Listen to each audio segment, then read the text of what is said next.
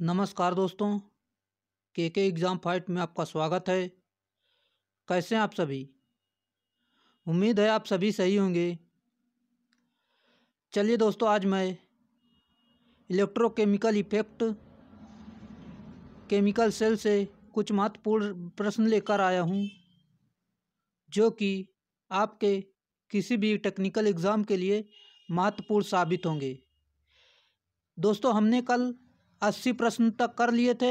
81 प्रश्न से शुरू करते हैं। चलिए शुरू करें। विद्युत रासायनिक तुल्यांक का मात्रक क्या होता है? राइट आंसर ग्राम प्रति कूलाम। चलिए इसकी व्याख्या देखते हैं।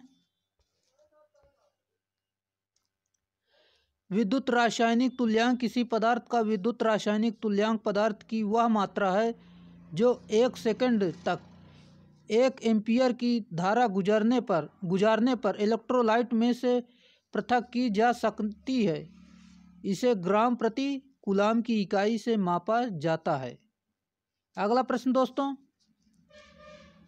सेलों को श्रेणी क्रम में संयोजित करने से राइट आंसर आउटपुट वोल्टेज बढ़ता है। दोस्तों, श्रेणी क्रम में अगर सेलों को जोड़ देंगे तो आपका आउटपुट वोल्टेज जो है बढ़ जाएगा। और दोस्तों, जो समांतर क्रम में है, सेलों को श्रेणी क्रम में संयोजित करने पर आउटपुट वोल्टेज में आपकी वृद्धि होती है। धारा में वृद्धि के जो धारा मतलब करंट में वृद्धि के लिए सेलों को समांतर क्रम में जोड़ देते हैं। अगला है दोस्तों,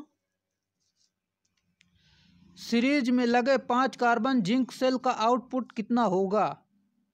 राइट आंसर दोस्तों 7.5 वोल्ट।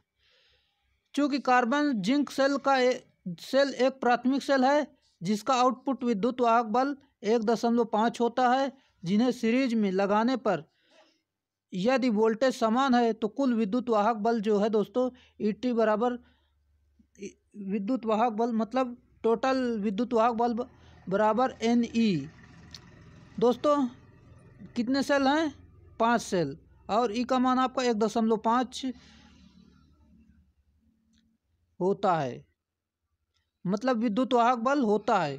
इसका गुणा कर देंगे दोस्तों, आपका 7.5 राइट आंसर हो जाएगा। अगला है दोस्तों, आयरन सेल में सक्रिय पदार्थ निकिल हाइड्रोक्साइड तथा निकिल के सल्क डैश में पैक होते हैं। राइट आंसर दोस्तों एकांतर परत।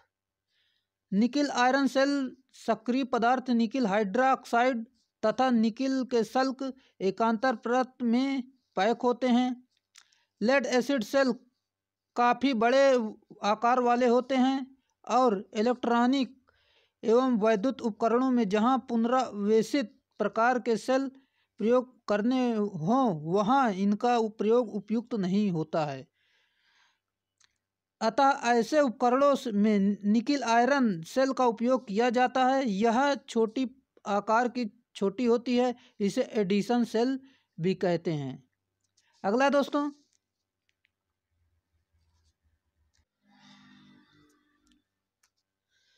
लेड एसिड प्रकार की बैटरी का एक एक्यूमुलेटर है और अन्य प्रकार का होता है। राइट आंसर दोस्तों आपका निकिल कैडमियम और निकिल लौह बैटरियाँ। चलिए दोस्तों इसकी व्याख्या देखते हैं।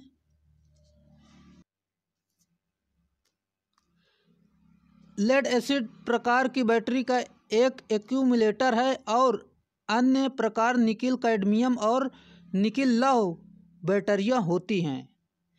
दोस्तों, बैटरी के एक्यूमुलेटर के श्रेणी क्रम में निम्न सेल आते हैं, जैसे कि lead acid type cell, nickel cadmium cell, nickel iron cell. अगला दोस्तों, लेड एसिड सेल में विद्युत अपघट्य का स्तर प्लेटों से 1 सेंटीमीटर तक ऊपर उठाने हेतु अशुद्ध जल मिलाना डैश कहलाता है। राइट आंसर दोस्तों topping up. Lead acid cell में इलेक्ट्रोलाइट का स्तर प्लेट से 1 सेंटीमीटर ऊपर लाने के लिए उसमें अशुद्ध जल मिलाने की विधि को टॉपिंग अप कहते हैं। सेल में कोई अन्य जल नहीं मिलाना चाहिए, अन्यथा सेल की क्षमता घट जाती है। दोस्तों सेल में अगर कोई अलग से जल मिला देंगे तो उसकी क्षमता घट जाती है। अगला दोस्तों,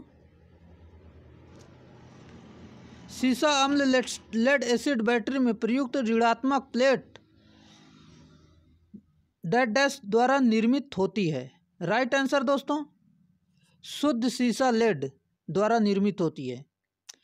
सीसा अम्ल लेड एसिड बैटरी की धनात्मक प्लेट चार्जिंग अवस्था में शुद्ध लेड जो है सीसा यानी पीबी का बना होता है, जबकि निरावेशित अवस्था में दोनों प्लेटें पीबी सल्फेट यानी सीसा सल्फेट बना जाता है। आवेशन तथा निरावेशन अभिक्रिया जो दोस्तों आपकी अभिक्रिया दी हुई है, देख सकते हैं।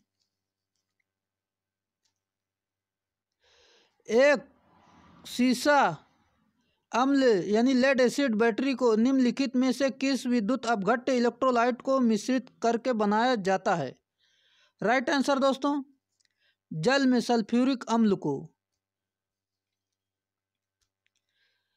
लेड एसिड बैटरी में इलेक्ट्रोलाइट के रूप में जल एवं सल्फ्यूरिक अम्ल 3:1 के अनुपात में मिश्रण होता है। लेड एसिड सेल में इलेक्ट्रोलाइट के रूप में H2SO4 यानी सल्फ्यूरिक अम्ल का उपयोग किया जाता है। इलेक्ट्रोलाइट के द्वारा ही सेल में धारा प्रवाहित होती है।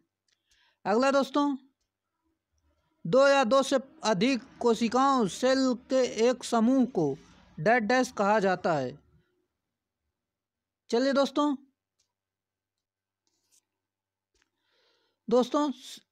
सेल कहा जाता है। 2 या 2 से अधिक कोशिकाओं सेल के एक समूह को बैटरी कहा जाता है, यानी बैटरी कहा जाए। सेल वह युक्ति है दोस्तों, सेल कहते हैं युक्ति होती है जो रासायनिक को विद्युत ऊर्जा में परिवर्तित कर देती है। दोस्तों जो रासायनिक ऊर्जा को विद्युत ऊर्जा में कन्वर्ट कर दे वो बैटरी होती है। अगला दोस्तों, जो प्राथमिक सेल है दोस्तों, जिन सेलों में रासायनिक क्रियाओं के फलस्वरूप विद्युत वाहक बल विकसित होता है वे प्राथमिक सेल कहलाते हैं। इन सेलों को पुनः आवेशित नहीं किया जा सकता, और जैसे voltaic cell, Daniell cell, silver oxide cell इत्यादि। दोस्तों जो प्राथमिक सेल होते हैं इन्हें आप पुनः काम में नहीं ला सकते हैं।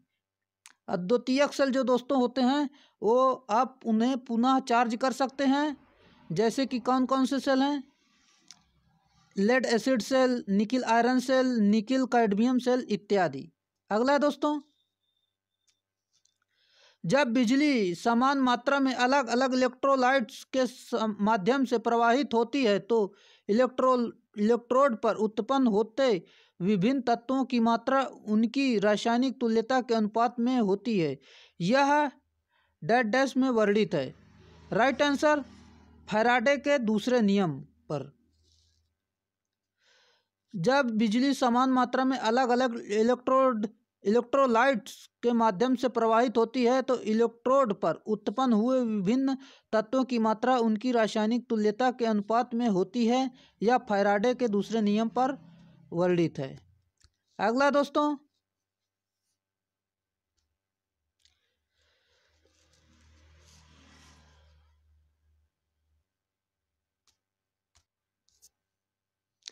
इलेक्ट्रोलिसिस के दौरान किसी भी इलेक्ट्रोड में से निकले पदार्थ का द्रव्यमान प्रवाहित होने वाली बिजली की मात्रा के अनुपात में होता है। इसे डैश कहा जाता है।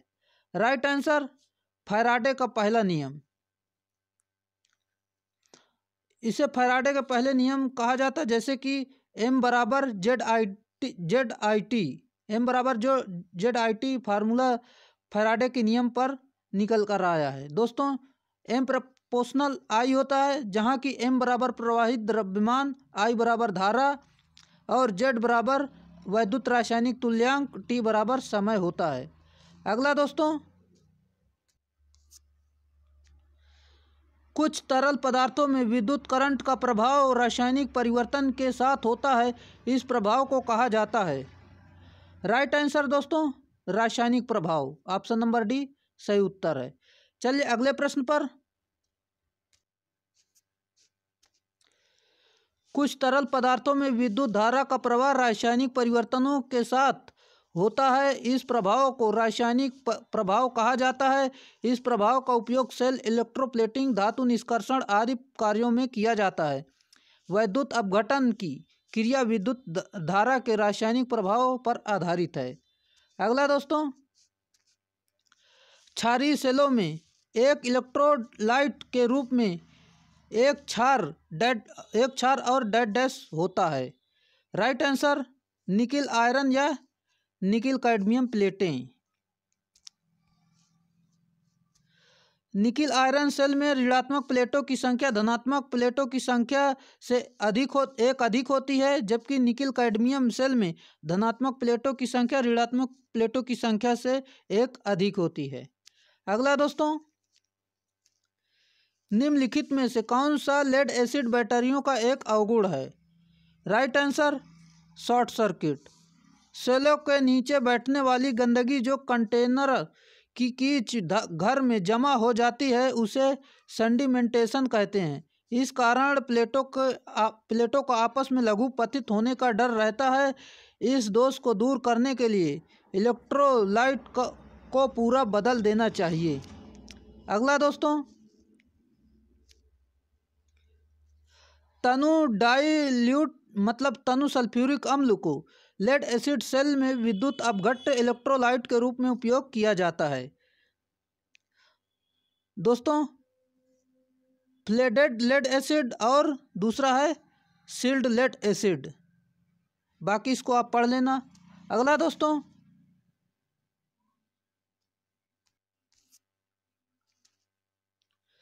विद्युत वाहक बल के किस मान पर प्लेट्स के सल्फेशन का प्रभाव लेड एसिड सेल में होता है? राइट आंसर दोस्तों 1.8 वोल्ट या 1.8 वोल्ट से कम। चलिए अगले प्रश्न पर।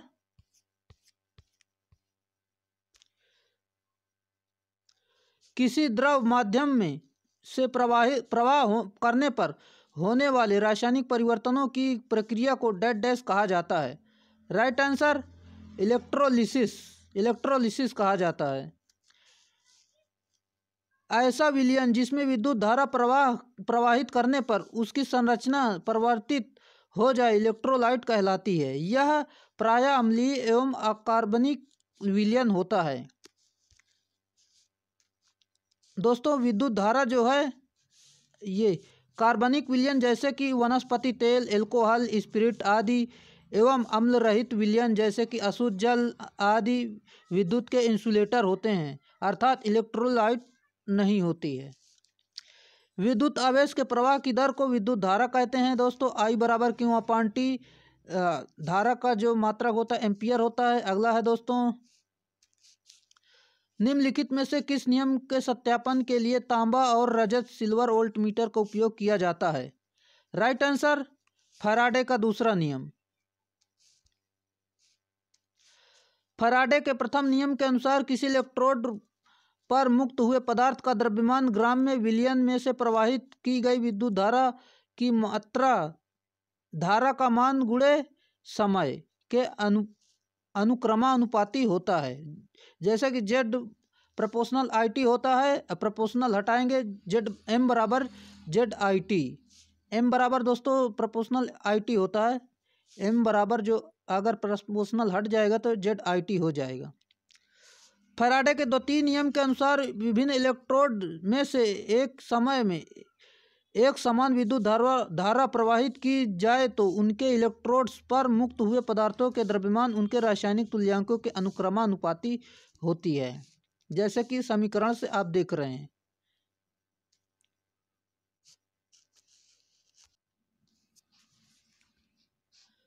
क्षारीय सेलों में निकिल हाइड्रोक्साइड और निकिल पाउडर का इस्तेमाल डेड डैश के रूप में होता है। राइट आंसर दोस्तों धनात्मक प्लेटें, ऑप्शन नंबर डी आपका सही उत्तर है। चलिए दोस्तों, आज के लिए इतना ही, फिर मिलेंगे नेक्स्ट वीडियो में। अगर वीडियो अच्छा लगा हो तो एक लाइक ज़रूर कर दें और अपने दोस्तों में शेयर ज़रूर कर दें। अगर आप चैनल पर नए हैं, चैनल को सब्सक्राइब जरूर करके बेल आइकन ज़रूर दबा लें। आज के लिए इतना ही, धन्यवाद।